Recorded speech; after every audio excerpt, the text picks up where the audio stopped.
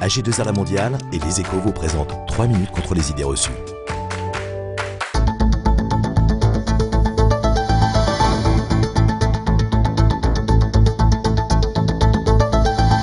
Bonjour et bienvenue dans notre émission AG2R La Mondiale Les Échos consacrée à la protection sociale et patrimoniale, 3 minutes contre les idées reçues.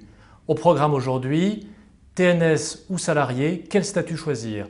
Et avec nous pour en parler, Caroline Froger-Michon, avocate au bureau Francis Lefebvre. Caroline Froger-Michon, bonjour. Bonjour. Première idée reçue, la récente augmentation des cotisations personnelles, donc des indépendants, les incite à changer de régime et à adopter le statut de salarié. Alors, premièrement, il faut quand même préciser que le statut social du dirigeant dépend avant tout de la forme de la société, puisque les dirigeants de SA relèvent du régime des salariés, alors que le gérant majoritaire de SARL, par exemple, relève du régime des non-salariés. Donc changer de statut, pourquoi pas, mais cela peut impliquer de transformer la forme sociale de la société, ce qui implique d'examiner précisément les conséquences juridiques et fiscales d'un tel changement.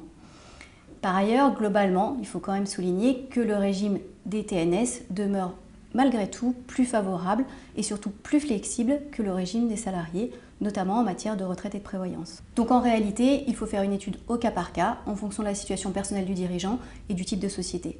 Deuxième idée reçue, il est aujourd'hui moins avantageux de distribuer des dividendes qu'hier.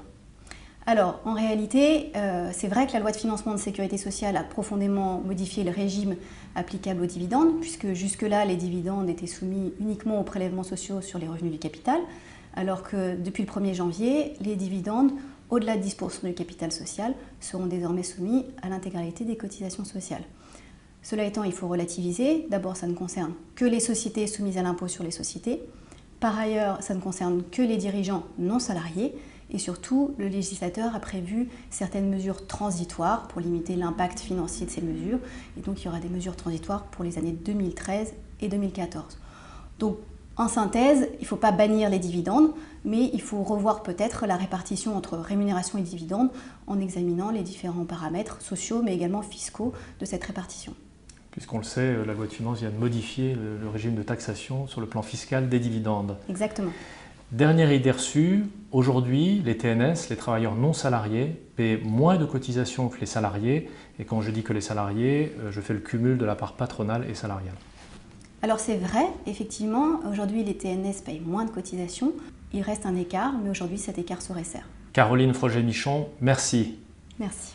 Et à très bientôt pour une prochaine émission AG2R La Mondiale Les Échos, 3 minutes contre les idées reçues.